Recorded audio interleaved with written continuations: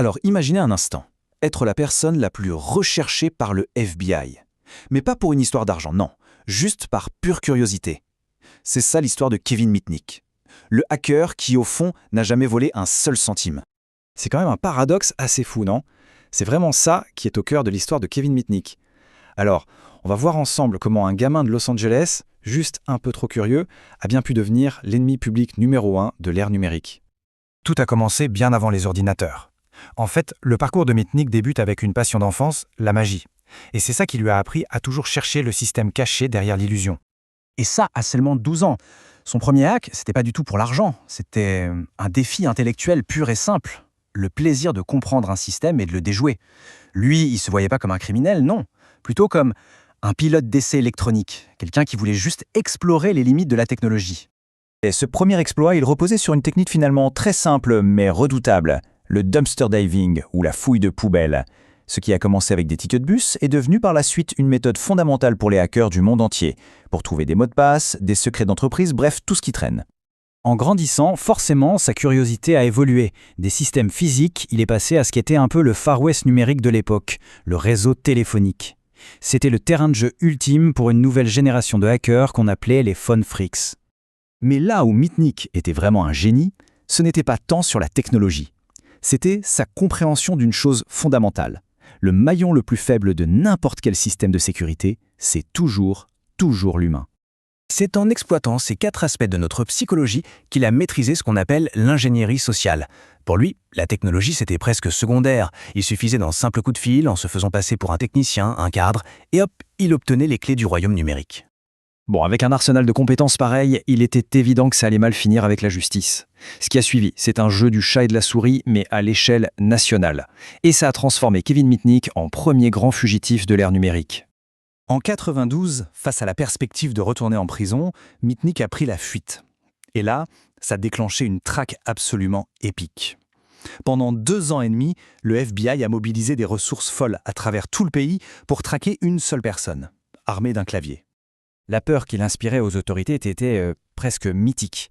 Ce n'était plus un simple hacker qu'il poursuivait, mais une sorte de sorcier du numérique, capable selon eux de causer des ravages en un clic.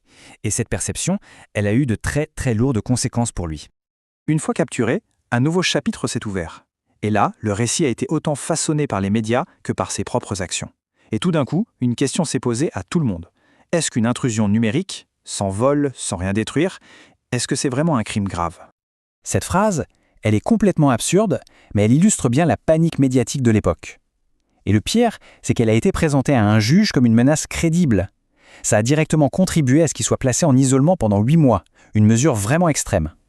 Forcément, son cas a déclenché un débat, mais un débat vraiment féroce. D'un côté, on avait les procureurs qui disaient « peu importe l'intention, une entrée non autorisée, c'est un crime, point ». Et de l'autre, ces défenseurs qui rétorquaient qu'en fait, ils rendaient un service public. Ils mettaient en lumière des failles que personne ne voyait. Mitnick, lui, a toujours affirmé la même chose. Son moteur, ce n'était pas l'argent. C'était une sorte d'addiction intellectuelle, la compulsion de résoudre des énigmes, le frisson de découvrir un nouveau territoire numérique, peu importe le prix à payer. Après 5 ans de prison, il a fait face à ce qui était peut-être son plus grand défi. Comment reconstruire sa vie dans un monde qui lui interdisait d'utiliser les compétences qui, justement, le définissaient. Les conditions de sa libération étaient vraiment conçues pour le neutraliser. Lui interdire un ordinateur, c'est comme demander à un chirurgien de ne plus jamais toucher un scalpel. Le monde pensait l'avoir mis hors jeu. Mais Mitnick, il avait un autre plan. Et quel plan ?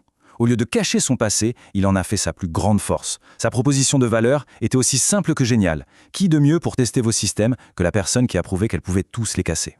Le succès a été immédiat et total. Ce 100% de réussite, ça n'a pas seulement prouvé l'efficacité de ses méthodes, ça a légitimé ses compétences aux yeux de ce même monde des affaires qui, avant, le craignait tant. Et avec KnowBe4, il a vraiment bouclé la boucle. L'homme qui exploitait la psychologie humaine pour entrer dans les systèmes est devenu celui qui enseignait à des millions de personnes comment s'en défendre. C'était sa rédemption en quelque sorte et son héritage. Kevin Mitnick est décédé en 2023. Il a laissé un héritage complexe, c'est sûr, mais une vérité reste au centre de tout son parcours. Du piratage à la consultation, le facteur humain est et restera toujours le maillon le plus faible de la chaîne de sécurité. Son histoire nous force à nous poser la question.